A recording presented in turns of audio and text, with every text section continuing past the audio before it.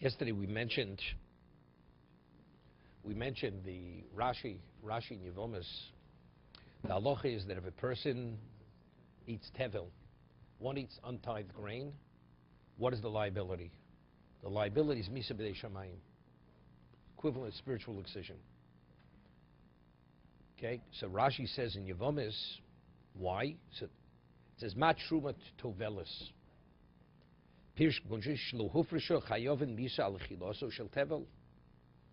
Why is one liable for misa b'dei shamayim? One eats tevel. The truma misa ksive, because if one eats truma, there's a liability. One's not a kohen. What's the liability? Misa b'dei shamayim. So if you tevel, since within tevel there's truma, that's why you have a liability of eating of misa b'dei shamayim if you eat tevel. Kosher l'ri. So Tosas asks,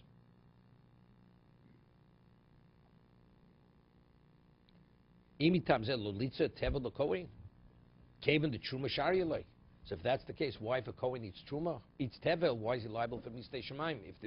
If the basis for the liability is because it's intermingled with truma, because the truma hasn't yet been removed from it, so that restriction should only be for a non-kohen. But a kohen's permitted to eat truma, he should be permitted to eat tevel. But yet, if a kohen eats tevel, he has the same liability as a non-kohen eating tevel. That's Tosas' question on Rashi. Okay. Opir Rivan, so Rivan answers, he disagrees with Rashi. Mishum de darshinon peperkan nisrofin, quotes Gemara Sanhedrin, v'lo yichalu es kochi b'nei Yisrael asher yorimu. Basidim litrom. Hakosav medaber me. The Torah says something that ultimately you have to tithe. The Torah says we don't want you to eat it. So it's the obligation of tithing is even on the Kohen. So it's not because right now the truma is there. The Torah says this is classified as Koche B'nai Yisrael. It's consecrated because you have an obligation to tithe. So Rashi learns that because you have an obligation to tithe, the truma is intermingled. Right? The Rivan says no. The Torah says, since you have an obligation to tithe, we don't want you to consume it until you tithe it. So what I mentioned yesterday of Rabbi Yosef Engel, Rashi could learn the same way. See, the question is not a question. When does the truma become Mammon HaShevet? The Gemara says a chulin that truma belongs to the Shevet Kuna, monetarily. Once you tithe truma, monetarily, who owns that truma? No individual Kohen, right? It belongs to Shevet Kuna. It belongs to the Shevet. So if somebody destroys it, the person is a mazik. He's a damager. Except no Kohen, one Kohen has a claim, because that Kohen can't claim that that was rightfully mine, because he never took possession of it. Right? If you gave it to the Kohen, then you damage it, then you're a damager. There's liability. You have the liability as restitution to that Kohen. But until it's given to the Kohen, not. So Rashi learns what he interprets it, this truma. But when does it become Mammon Kohen? When does it become the asset of the Kohen? It says, "V'lichalu es kochi b'nei Yisrael asher yirimu basidim litrom." When does it become? When is it considered? When is it permitted to the Kohen to eat? Only once it's tithed. So before it's tithed, there's truma intermingled in the tevel. However, the Torah doesn't permit the Kohen to eat the truma unless it's identified as truma. So therefore, even though there's truma, the Kohen's not permitted to eat it. Therefore, he has the identical liability as the non-Kohen. If the non-Kohen eats truma, which is based, no, then the Kohen's permitted. Even though it's not designated to a certain Kohen. If a Kohen eats it, let's say a Kohen steals truma, steals it, he had no permission to take it, and he eats it, he has no liability. He's a thief. But in terms of eating something of truma, he's a Kohen. A Kohen's permitted to eat truma. But if it's the tevel, Not steals tevel. If he eats tevel, his own tevel, he's liable for misa b'dei shamayim, because Torah says he has no right to the truma unless it's first tithe. How does that work? The Kohen is liable for spiritual excision. It's a gzersa kos. That's the pasuk says. Anybody who eats tevel is liable for misa b'dei shamayim. We don't differentiate anyone. Yes. See, the Rivana says, what's the rationale? Because it says you should not desecrate what's consecrated for Bnei Yisrael, which ultimately you'll have to tithe. Since this has a potential to tithe truma, so the Rivan is learning that right now, what is it? this entity has no relevance to truma. It has a potential to have truma in the future. But right now, truma is not intermingled in here. Rashi is learning, no, it is intermingled. So Tosfos has a problem. If it's intermingled, so why can't the Kohen eat it? He should be permitted to eat it. Because he says, either way, if it's truma, it's already moment Kohen. And if it's not truma, so why should it have the liability? The answer is because that has a potential to create truma. But at this moment, there is no truma within that mixture. Why isn't he eating the tithe at the same time? No, he's not tithing. He didn't tithe it. He ate it, separated it. That's not called separating. You have to designate whatever it is as truma. That's not called designate. He didn't designate it as truma. Did it? Effectively, he did. No. Effectively, he didn't. Effectively, he didn't. So when the Torah sets out the law, does it just simply say any person who eats tevel is liable for spiritual decision? Correct. Correct. Any person, including the Kohen. That's how we have to understand it. Right. Look, if it were the Kohen, then a Kal V'chomer would have to oblige everybody. Right. Torah makes no differentiation. No differentiation. Cohen owns the building. One sec. Yeah, just 1 second.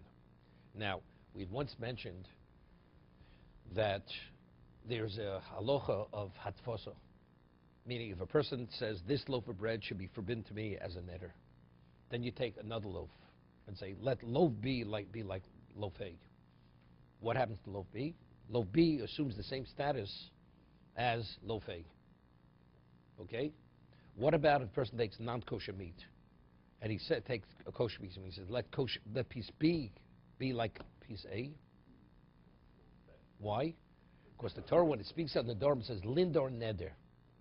If you equate something to a neder which is man-made, man-created, the provision is created by the person who makes the vow, then you could extend that status onto something else.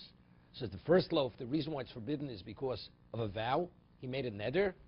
Lindor neder, you could extend that neder onto something else.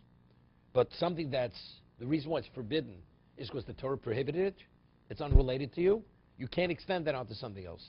So therefore it says, it's davar anodav v'lo davar osur. So Gemara speaks about, in the Dorim, what about chalos aron? Person designates something to be truma. And then he says, I want B to be like A. Is B like A? So the Gemara says it's not. Wait, 1 second. 1 second. 1 second. He says B should be like A, so B is not like A. So Tosfos asks in the Dorim, but it's Davar Nodor. How does Truma become Truma? You have to designate it to be Truma. Until you designate be Truma, it's not Truma. So if that's the case, it's Davar Nodor. It's man-made. It assumes the status of Truma because the person designated it as Truma. Till he designated it doesn't exist. So why is it any different than Neder? That's Tosfos' question. So Tosfos answers, because what is Tevel? Tevel is an intermingling, is a composite of Chulin and Truma. All you're doing, the Torah says, you have a right to identify where it's located within the mixture. So therefore, it's not that you've created the Truma. You've only identified the Truma. Therefore, so it's no different than what? It's something, it's a provision that the Torah created. No. But you have the ability to bring it about. No. Here the truma pre-exists in the mixture. Until you make a neder, the item has no relevance to being prohibited. The tevel has a potential to be turned into truma, right? That's different. The potential is different. No, than the actual. There's two ways of looking at it. You could say that the tevel has. There you're actualizing the truma within the tevel. When you make a neder, you're creating something that never existed. The Tosfos is saying that it already exists, but there's a. That's exactly what Tosfos is saying. There That the could be a truma already pre-existed the designation of the truma. But there could be a. So if that's the case, it pre-existed it, how did it pre-exist? Because the Torah says it exists within that mixture. Someone might hold that it's only a potential. I'm coming to, Tosfos is the question. The Gemara says, chalos aron is davar osur. If you want to extend it onto something else, you cannot. The question is why? You're the one who tithed it. You're the one who designated. You brought it about. That's Tosfos' question. Tosfos answers similar to what Rashi says here, that the truma pre-existed the tithing. You only identified it, but the actual essence of what it was, the Torah created that. Therefore, you can't extend it. Okay. What about a cow before they shecht it? What does the cow have to do with this? Once you shecht it, Then it's permitted to eat. Okay. And before, what was it? It was nevela. If you wouldn't have shechted, it would die. It's nevela. See, it said it's not that's non-shchita. No, there goes the other way. When you shecht it, it's permitted. So something permitted, you can't extend onto something. What are you going to extend it onto? Here we're talking about a status. A forbidden status you're able to extend when? If it's man-made. But if the Torah creates it, then you can't extend it. So you take a piece of pork, and you say the kosher meat should be similar, identical to the pork. It means nothing. But if you say this piece of meat is not permitted to me, now I want B to be like A, B becomes like A.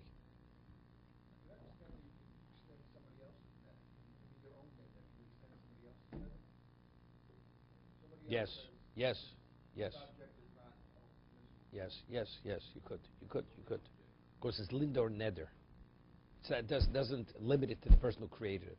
For instance, normally the Gemara says in the Dorim, we say, Eino the most shalom. If I want to consecrate somebody else's thing, right, you're not able to consecrate it. If I want to create a forbidden status on somebody else's object for someone else, you have no right. But what about upon yourself? That's a chiddush. That even though the object is not mine, it's not my object, I could actually put it in a state of neder that it's off limits to myself. I know, but it's an object. That's a chiddush. But but the object's not yours. So you see a chiddush over here. You see a chiddush. What's the reason why you can't consecrate something, or I can't transfer something, or prohibit something to someone else? Of course, that's exercising ownership. That's one of the rights of an owner. That's his ownership rights. How do you have a right to dictate what should my object be, to me or to anyone else? But what about to yourself? When I say your object should be off limits to me, that's not an infringement of your ownership rights. So because it's not an infringement, therefore I have a right, because it only relates to me. Well, I want you to take the gift. You have no right to impose your gift on me. I choose to reject your gift. Therefore, what relates to me, since it's not an infringement on your ownership rights, therefore you have a right to make the neder. That's the reason neder can, but any other area of transfer or status that I can't affect it, because that's an infringement of rights.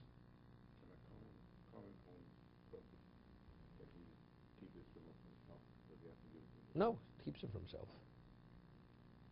On the question of utilizing the Etrus as an entire yesterday, can you make a distinction of whether the Kohen is trying to make the bracha or Yisrael? Anybody.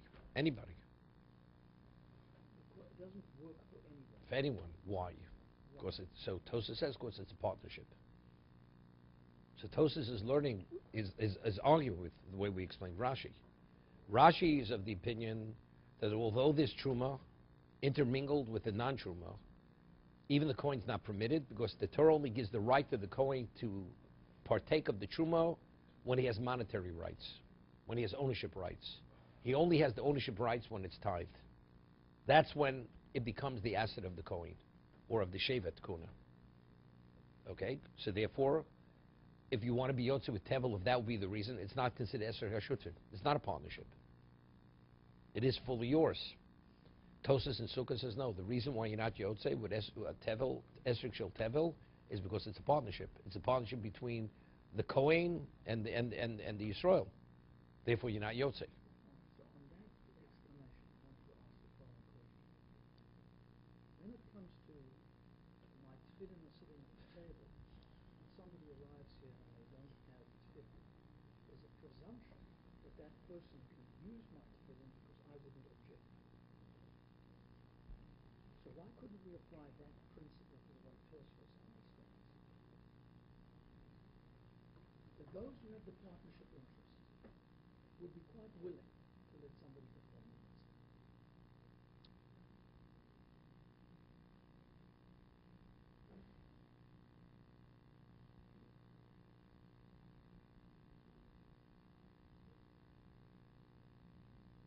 It's a good question. Good question. The only thing I could think of, you hear the question, it's a good question. No, let's say if I have an esrog, well, let's see, I'm going to go there in a minute. If you have your tefillin, somebody wants to use the tefillin without permission, are you permitted? If the person says nobody, it says on the tefillin, no one's permitted to use it without my permission, it's mitzvah b'aver, it's stealing. But if under normal circumstances, there's a presumption that if someone needs your tefillin to be yotzei, he'd be more than happy that you should be yotzei. So now, if we're saying that the reason why tevel, you're not yotzei, because it's a partnership between the Kohen and the Yisrael, and it's considered Esr Shel Shutfim, we could say with certainty that the Kohen, all Kohanim would be agreeable that whoever takes the Esrog, that's transferring their monetary rights to that individual. Like it's a maton abstahachzir.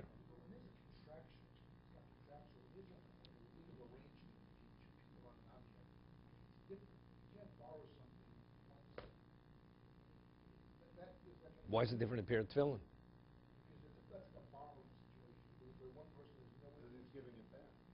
Here you're also giving it back.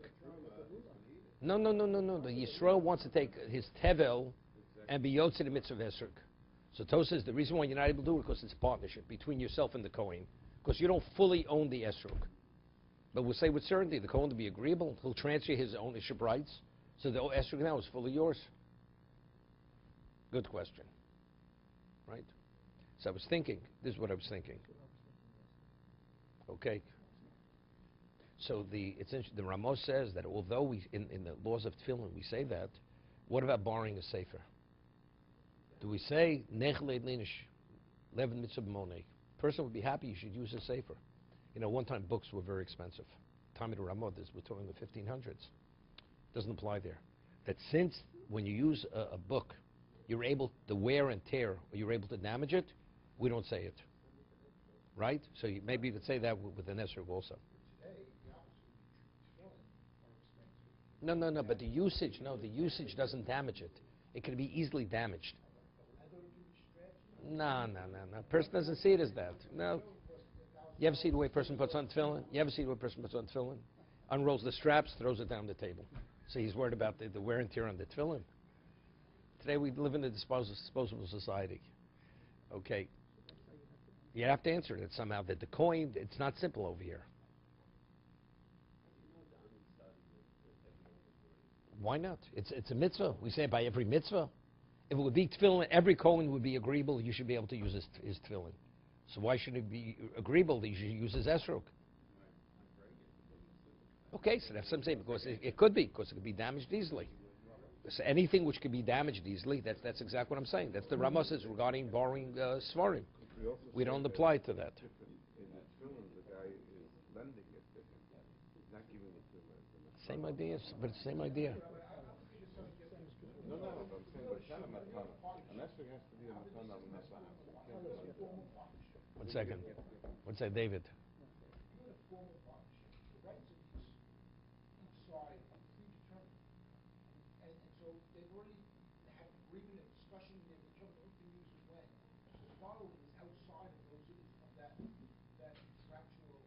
But let's say it's not violating whatever the contractual agreement was. It's a matana. I get it these days, you get it these days. I get it these hours, you get it these hours. By definition. Yeah, but that's not this. But that's not what tevel is. That's not what tevel is. Tevel is you have an interest. Ultimately, you'll get your piece. When I tithe it, that's when you're going to get it. But until then, are you agreeable that I could use it? The answer is the coin's not agreeable. It's not simple because it could be damaged.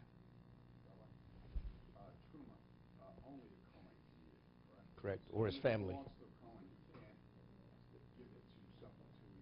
Correct. Why is he allowed to let somebody use his petrol? Why not?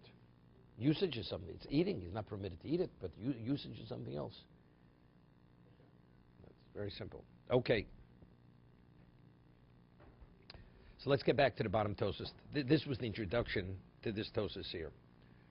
The Gemara says, Reb Shimi Yochai had made a kal v'chomer, that when we came to Eretz Yisrael, there were 3 mitzvahs that came upon us immediately. Chodosh. Chodosh means the new grain, that you're not permitted to eat the new grain until the Omer is brought on the 16th, correct? So he says, if you're not permitted to eat Chodosh, definitely you're not permitted to have Orlo, and you're not permitted to have Kelayim. Why? Because it's kal v'chomer. Chodesh, which ultimately will be permitted. Chodesh would ultimately, which even when it's Chodesh, you're permitted to benefit from. And yet, when we came into Eretz Yisrael, you're restricted. So Orla, which will never be permitted. And Orla, which is what? Which is Isur Ano. Or Kalaimi said. Definitely, it should not be permitted. It should be in effect. So therefore, just as Chodesh is applicable both in Eretz Yisrael and Chutz La'aretz, therefore, Orla and Kalayim are also effective and applicable not only limited to Eretz Yisrael, but even the Chutz La'aretz. Chodesh. Right. So is that a chumrah? Is that what we're saying? Is that why the chumrah works? In other words, This is just the other way. It's more lenient. Chodesh, which is not as complicated as the other. The Torah says it's universal. So something which were much more stringent definitely should be universal. what I'm asking is why is in and out of Eretz Yisrael? Why does the chumrah work? Unless we're saying in and out of Eretz Yisrael is more chumrah. Again. The question is it more pervasive, not pervasive? Chodesh. Reb Shimon is of the opinion when it says Moshvosecha means your communities. Okay? No, that's Reb Shimon's interpretation. That's similar to Rabbi Loza in our Mishnah. Okay. So if that's what Torah says, the Chodesh is not limited to Eretz Yisrael, even if you're outside Eretz Yisrael, until the Omer is brought, you're not permitted to eat the new grain. So if that is applicable, even Chutz La'aretz, although Chodesh, so that's a stringency. If the Torah, that's a stringency. Wait. So if you find something where in its inherent essence, the Torah is more strict about it itself. Forget about Eretz Yisrael Chutz La'aretz. Definitely should apply even outside. Should be no less pervasive than Chodesh. That was Rosh Hashanah's Kal V'chomer. No, of course. It's all based upon that. So now Tosa asks a question. V'adin l'orla b'shtayim. V'im tomar tevelu truma meiser neilt b'kal v'chomer. He says, now what's the halacha? You have produce outside of Eretz Yisrael. It has no relevance. Untithed produce is only produce of Eretz Yisrael. Let's make the same kal v'chomer. Tevel will ultimately be permitted. Right? Tevel trum meiser neiv kal v'chomer. The chodosh denoi bein boretz bein chutz la'aretz. Over memotzino. Why? What's the kal v'chomer? Sharei yisuro yisurolam. Right? Truma. Once something's truma, it will always be truma. Will never be permitted. Chodosh, which ultimately will be permitted. And it's applicable even chutz la'aretz. So truma, which will never be permitted. Right? Truma is only for the Kohen. Right? So definitely it should be universal. It shouldn't be limited to Eretz Yisrael. It should be even chutz la'aretz. Same thing with Tevel. Tevel ultimately will be what? In the state of Tevel will never be permitted. It doesn't become permitted unless you do an action. Right? So it's Chodesh, which naturally becomes permitted. It's universal, it's pervasive all over, whether Eretz or Chutz La'aretz. So Tevel also should be no different. Ve'ed heter l'isur bo'du Tevel u'truma. V'yesh lomar. No, it doesn't make a difference. It doesn't make a difference. We want it. No one can ever eat a kalai or do kalai ever. No, but it has no relevance to the Kal V'chomer. We're going with Chodosh. Chodosh is not permitted until a certain point. And the Torah says it applies to Chutz La'aretz. So Truma should be applicable to Chutz La'aretz. Right? Why? Why? Because it will never be permitted. It will never be permitted. Whoever it's permitted to is permitted to. Whoever it's not permitted will never be permitted to those who it's not permitted to. Tevel, in a state of Tevel, unless you tithe it, will always remain Tevel. Right? Chodosh naturally becomes. When the time comes, Chodosh becomes permitted. So Tos says something of Yeshloma adikal mifrach. Mal chodosh ken enu b'sheilo. Tom b'badi shein b'sheilo. Now, what's the halacha? Tosas asked the question. We rule halacha the davar sheishel matirin afilu be'elov lobatir. Right? Something which ultimately could become permitted, the laws of bittul don't apply to it. You following what I'm saying? Right? We have an egg that's laid on Yom Tif. It falls into 1,000 other eggs that were laid prior to Yom Tif. What's the halacha? Normally we say if you have 60 to 1, It's subsumed. Here you have 1,000 to 1. You have 10,000 to 1. It's not subsumed. Why? Because ultimately it can be permitted. So you wait till after Yom Tiv, right? If you wait till after Yom Tiv, the egg that's muktzah will naturally become permitted. What about something as a neder? Person makes a neder. A neder, you could annul a neder. If you go before a bezdin, a neder could be annulled. So if you have a neder mixing, intermingling with something of a similar substance, even if you have 1,000 to 1, the laws of subsuming don't apply. Okay? What about truma? Truma. If truma falls into a mixture of a similar substance, it's a davar sheish matirin. It is a davar sheish matirin because truma, once, even after you tithe it, if you go to a bezdin and say, if I would have known, I wouldn't have designated this as truma, it reverts back to tevel. So that's Tosa's question. So that's Tosa's answer. Truma in its state, there's a weakness. Chodesh, when it's chodesh, it's true. It will naturally become permitted. But when it's forbidden, it's forbidden. At this moment, until the time comes, it's off limits. Truma, no. Truma, at this moment, I could actually annul it. At this moment, it could be annulled. So when the provision of chodesh is in effect, that's etched in stone until the time comes. Here, when it's truma, any moment, if I come before a panel and I present my case and I say, if I would have known, I wouldn't have, the truma status ceases to be at that moment. Wait a second. Listen to what I say. Then you'll ask me why chodesh is not the same thing. Okay? You can't, once chodesh is a reality, it's the new grain that took root after the Omer was brought. Until the 16th of Nisan, when the carbon's brought, that chodesh remains chodesh. A nosrim could be changed. It's forbidden status. Truma, you're able to change its status from truma. No, we're not trying to. That's a separate thing. I'm just giving an example. That's davar sheish matirin. That just to bring out the points. Why is truma called davar sheish matirin? Because it could be undone. How do I know that? These are mishnayos. So it's interesting. Okay, we'll see what Tosis answers on this. What Tosis says in a moment. So he says that because truma and maser have this weakness, so therefore it's not a valid kal v'chomer from chodesh. Chodesh is more strict than this. Now, what's the halacha if you take truma and then you give it to a kohen? Once the kohen takes possession of it, you can't annul it any longer. You can't nullify the status. Not because once it's his, it's already, he as a kohen has taken possession of it. It's already, now it's fixed as truma. That a person could only nullify the status of truma that's prior to distribution. Once it's distributed to the kohen or the master is given, so that Tosa says, therefore the kal v'chomer is not valid. But Tosa says, what about tevel? Tevel cannot be undone. Once something is fully processed, it becomes tevel. That's automatically tevel.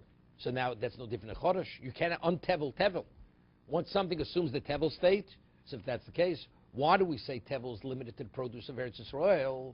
We should draw the same kal v'chomer from chodesh, right? Tevel will never become permitted unless you tithe it. Chodesh naturally becomes permitted when you reach the date of the month. So if chodesh is applicable, not only is not limited to even chutz loretz, so tevel, which can never be changed, it doesn't naturally change, so definitely it should be forbidden there. It's Yisrael.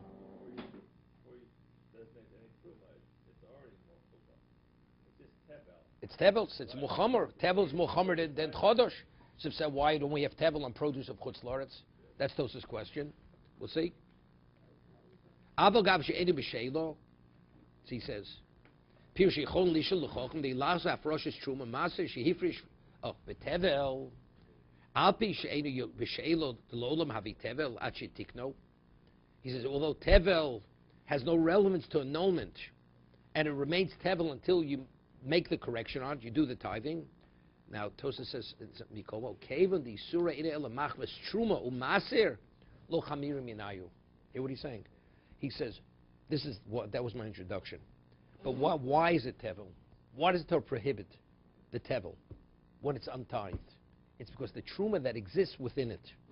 So since it's rooted in truma, and truma itself can be nullified, that's a weakness even in tevel. You following? So the first answer of Tosas is similar with what Rashi says elsewhere. If you learn like Tosas in Yavamis, tevel has no relevance to truma, right? Or maybe it does. You could actually learn it like the Rivon. The Torah says that since the Torah wants you to actualize truma, therefore even in tevel state the Torah doesn't want you, the Kohen, to have it. Of course, it has to be actualized into truma. Right now there's no truma. So what is the reason why the Torah established its initial prohibition? Because it wants the actualization of truma. So, and since truma itself is something which is nullifiable, therefore that's a weakness even in tevel. Right? So in Tosas, you don't necessarily have to learn like Rashi. Tosas can concur with Tosas and Yavamis that before it's tied, there is no truma in the mixture. You following? Can't you say that before it's tied to be tevel, you could change that status to tevel at any time? Can never change this. No. But good Chodesh, but still Chodesh is still more lenient. Because Chodesh naturally changes. The transition is natural. Tevel, the transition is never natural. If you do the action, it doesn't make a difference. Doesn't make a difference. No, but it's still, this is a leniency or a stringency. This Chodesh has a certain lenient side which Tevel doesn't have. Right? Chodesh naturally becomes permitted. Tevel will not naturally become permitted. But that's not enough for a Kal V'chomer. Kal V'chomer means it has to be strict in every aspect of it. Okay? That's... One sec. Odeh Shlomar, Dikla Mifrach. There's another fallacy in the Kal V'chomer. Lo domin l'chodesh rechodesh, sharei isura bo me'elov, v'lo yidei masa odom. Avol tevel shum isuran ba'al yidei miruach shum masa odom. He's saying, now how does chodesh become chodesh?